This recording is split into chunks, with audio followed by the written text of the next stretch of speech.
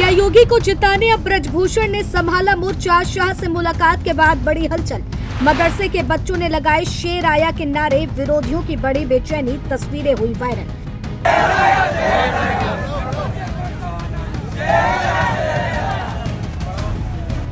मुस्लिम बस्ती में हुआ ऐसा स्वागत कि गोंडा से लखनऊ और दिल्ली तक होने लगी तमाम बातें।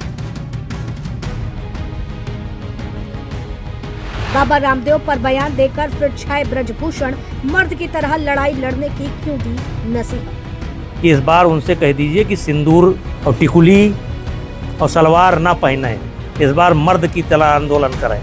ये सवाल अब चारों ओर गूंज रहा है क्योंकि गोंडा की गलियों से निकली एक तस्वीर इन दिनों पूरे उत्तर प्रदेश की राजनीति में छाई हुई है, क्योंकि जिस नेता को लेकर पिछले कुछ सालों से सबसे ज्यादा बहस हुई, जिस नाम पर सबसे ज्यादा बयानबाजी हुई, वही ब्रजभूषण एक बार फिर लाइमलाइट में है। वजह उनका दौरा नहीं है, बल्कि वो नारे हैं जो उनके स्वागत में लगे।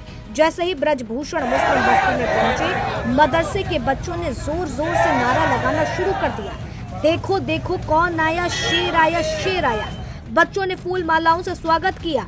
लोग उनके साथ तस्वीरें खिंचवाते नजर आए और देखते ही देखते ये वीडियो सोशल मीडिया पर छा गया। अब इस वीडियो को लेकर सियासी गलियारों में नई चर्चा शुरू हो गई है। समर्थक इसे जन समर्थन की ताकत बता रहे हैं, जबकि विरोधी इसे लेकर अपने तरीके से सवाल उठा रहे हैं। लेकिन सवाल ये भी उठ रहे हैं कि क्या शाह से मुलाकात के बाद अब उन्हें यूपी में योगी को जिताने की कमान सौंपी गई है। हालांकि इस दावे में कितना सच है ये तो नहीं पता, लेकिन सियासी गलियारों में माहौल जरूर गर्मा गया है, जिसके बारे में सब आपको इस वीडियो में बताते हैं। दरअसल अदालत से राहत मिलने के बाद ब्रजभूषण शरण सिंह लगातार अपने क्षेत्र में सक्रिय दिखाई दे रहे हैं।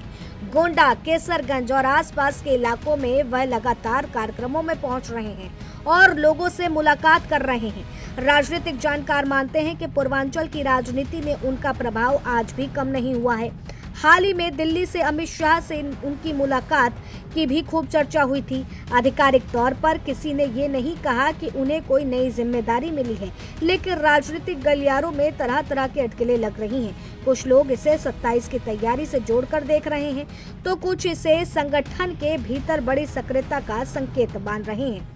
सबसे ज्यादा चर्चा इस बात की हो रही है कि स्वागत किसी राजनीतिक मंच पर नहीं, बल्कि मुस्लिम बस्ती में हुआ।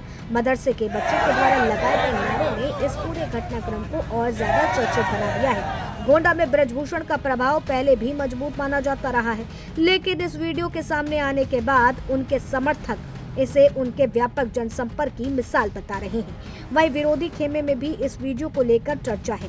कई लोग यह सवाल उठा रहे हैं कि आखिर ऐसा क्या है कि ब्रजभूषण जहां जाते हैं वहां माहौल चर्चा का विषय बन जाता है।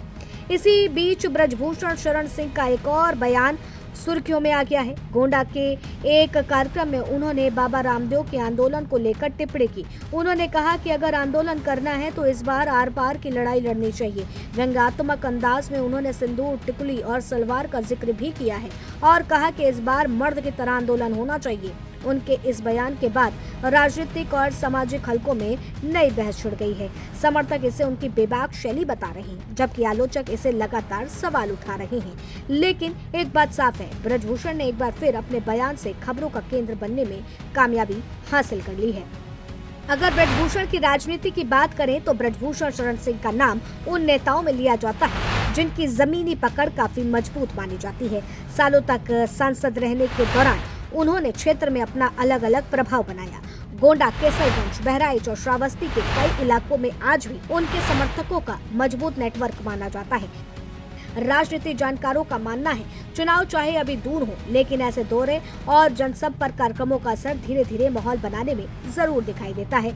अब सवाल यही है कि क्या ये सिर्फ एक स्वागत कार्यक्रम था या फिर इसके पीछे कोई बड़ा राजनीतिक संदेश भी छिपा है।